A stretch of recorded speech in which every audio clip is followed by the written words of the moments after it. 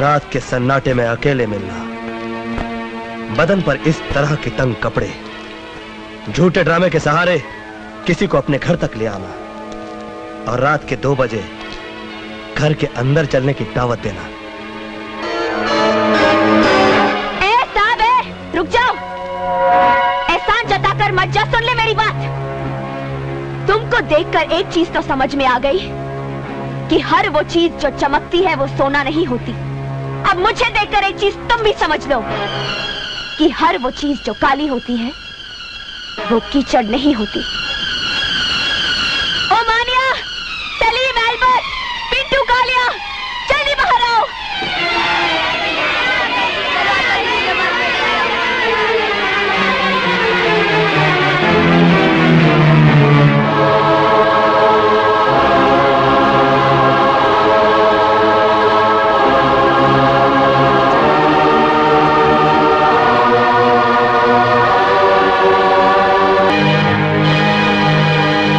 अनाथ और अपाहिज बच्चे हैं जिनके पास मेरे सिवा इस दुनिया में कोई नहीं है। इन्हीं के लिए स्टेज शोज करती हूँ मैं। बोलो, अब कैसे लगती हूँ मैं? बातारू औरत तो नफरत करो मुझसे, गंदी नाली तो थूको मुझ पर, समाज का कैंसर तो फांसी लटका दो मुझे। तुमने तो किसी न किसी औरत का दूध जरूर पिया होगा। तुम्हें उसी दूध की कसम, मैं जैसी लगती हूँ वैसी ही सजा दो मुझे।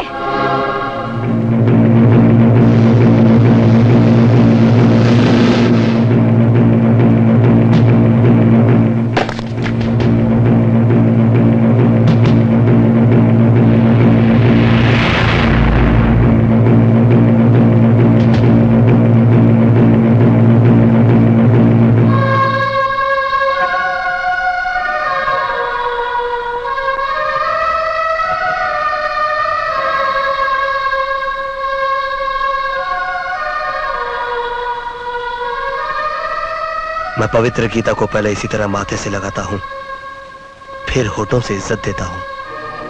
लेकिन मैं, तुम में भी एक महाभारत है, तुम्हारे हर शब्द में क्रांति है। तुम भी पवित्र गीता की तरह हो, इसीलिए तुम्हारे साथ ये सलूक करना पड़ा।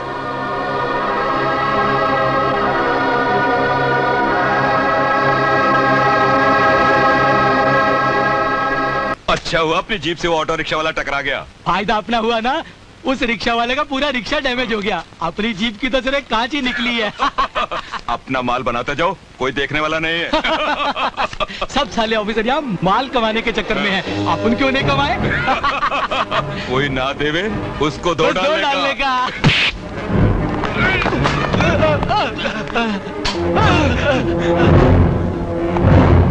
लाइट्स। ये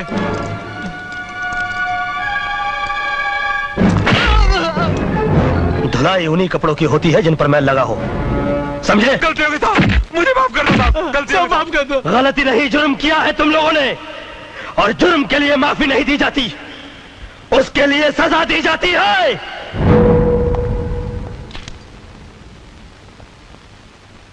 नंदू कहां चला गया?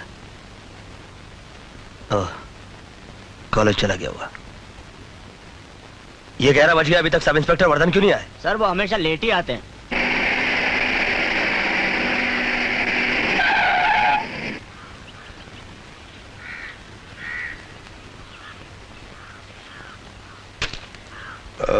एक्सक्यूज मी सर, वो क्या है कि मैं किसी दूसरे मूड में था, इसलिए मैंने वो सिगरेट काम फेंक। तुमने अपनी घड़ी तो खरीद के पहनी होगी। जी? इसकी कीमत जानते हो? जी। तुम घड़ी की कीमत तो जानते हो, मगर वक्त की कीमत नहीं जानते।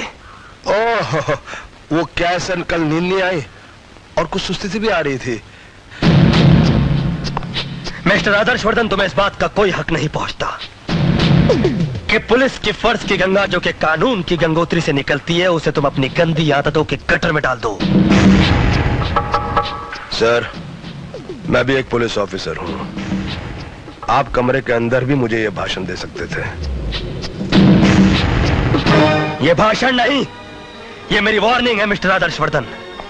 और मेरी वार्निंग तुम्हारे सिगरेट केस के ऊपर लिखी हुई वार्निंग की तरह नहीं जिसे तुम भूलकर सिगरेट के कष्ट लगाया करते हो। मेरी वार्निंग कानून की किताब के उस फुल स्टॉप की तरह है जिसके बाद कुछ भी करने या सोचने की जगह नहीं बचती। जाओ। कपाली को खत्म कर दो। ये तुम कह रही हो? तुम तो उसकी महबूबा थी। बाबूजान, मैं वो फूल नहीं जो किसी लाश पर फेंका जाता हो। मैं वो फूल बनना चाहती हूँ जो हमेशा जीते हुए आदमी की जयमाला में रहना चाहता हो। तुम बॉस बन जाओगे तो मैं तुम्हारी हो जाऊंगी।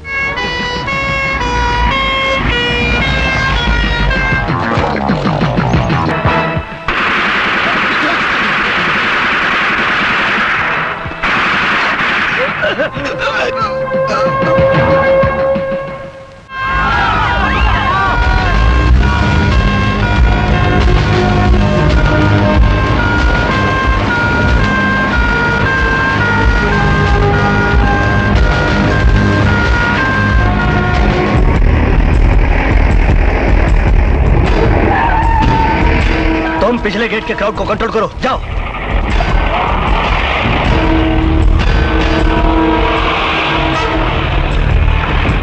जाओ जल्दी से लाश का पंचनामा करो।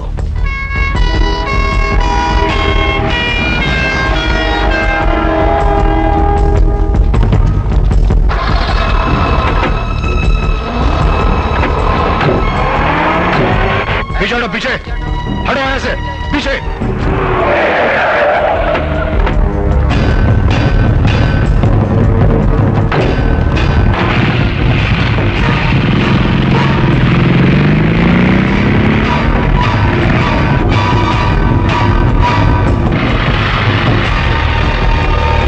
पीछे हटो, पीछे पीछे हटो। हटाओ सबको पीछे, यहाँ से सबको पीछे हटाओ। कोई तमाशा नहीं हो रहा यहाँ पर। हमें कपाली की लाश भी चाहिए। हाँ, तुम तो उसकी असली वारिस हो, तुम्हें तो लाश मिल ही जाएगी। हाथ पीछे।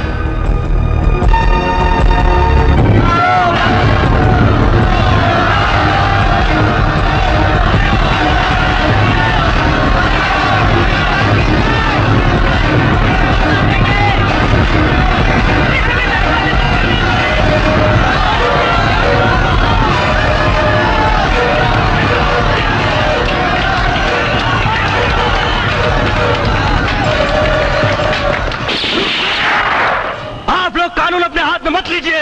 अरे कानून को तो तुम लोग अपने हाथ में लेते हो। हाँ, तुम लोग। हाँ, हम कानून अपने हाथ में लेते हैं, लेकिन उसी इज्जत के साथ जिस तरह कोई गीता या कुरान अपने हाथ में लेता हो। मगर आप लोगों ने एक गुंडे के लिए पत्थर और डंडे अपने हाथों में उठा लिए हैं। भूल गए कि कपाली ने कई निर्दोषों की जान ली। भूल गए कि कईयों की इज्जत लूटी उसने। कुछ भी था, वो हमारी जात वाला था। जात दुनिया में सिर्फ दो तरह की होती है, एक वो जो आंसू पीता है, एक वो जो खून पीता है, एक वो जो इंसानियत को आबाद करता है, एक वो जो इंसानियत को बर्बाद करता है। कपाली जैसे समाज का कोड अगर आपकी जात का हुआ तो क्या आप उसे गले लगा लेंगे? एक वक्त हुआ करता था जब हमारा समाज उसे अपना हीरो बनाता था, जो इंसान त्याग और बलिदान की मूर्त हुआ करता था। मगर आज लोगों ने गुंडों को अपना हीरो बनाना शुरू कर दिया है। अरे ये गुंडे तो गुंडे होते हैं, गंदगी लाख माथे पर रगड़ो वो चंदन नहीं बनती, हर लुटेरा वाल्मीकि नहीं बनता। बंद करो, बंद करो गुंडों की पूजा का ये रिवाज। और अगर ये रिवाज बंद नहीं हुआ तो वो दिन दूर नहीं जब इस देश की कोख से सिर्फ गुंडों की नस्लें पैदा होंगी, और उसका सबसे भारी नुकसान तुम जैसे लोगों को होगा।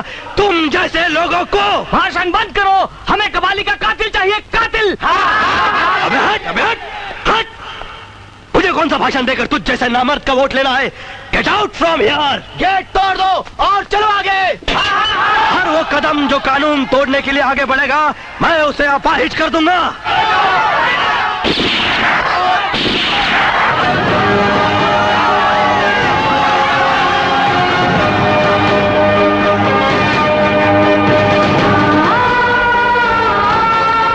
कपाली आपको सबसे पहले होश में आते मैंने देखा था और सबसे पहले मैंने ही आपको फोन किया था। इम्पॉसिबल।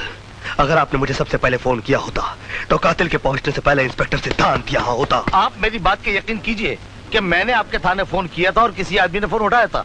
मैंने कपाली के बारे में सारी बातें उसे बता दी थी ताकि आपको खबर दे सके। कौन था वो? मैंने उससे बार बार पूछा कौन हो तुम, कौन हो तुम। उसे जवाब तो नहीं दिया लेकिन फोन काट दिया।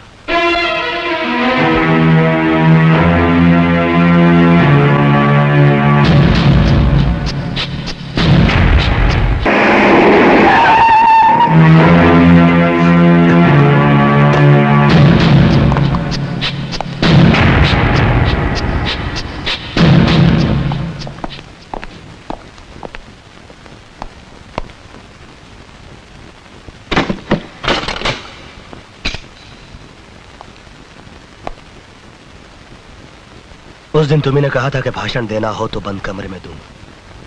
आखिर तुम भी एक पुलिस ऑफिसर हो, इसीलिए दरवाजा बंद कर दिया। बताओ, कल जब डॉक्टर का फोन आया तुमने मुझे खबर क्यों नहीं की? मैंने फोन नहीं उठाया। झूठ बोलते हो तुम। तुमने कपाली का मर्डर कैसे करवाया?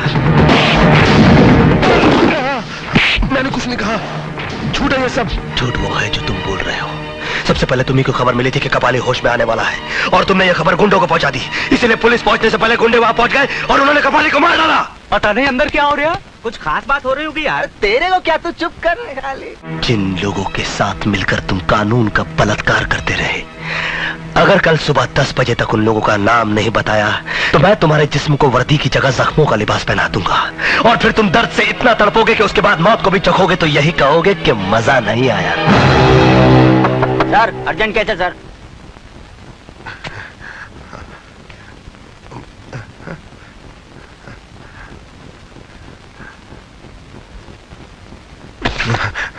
आओ, और हो सके तो मुस्कुराहट का कफन अपने होठों पे डाल दो ताकि अपने छोटों के सामने बेइज्जत होने से बच जाओ।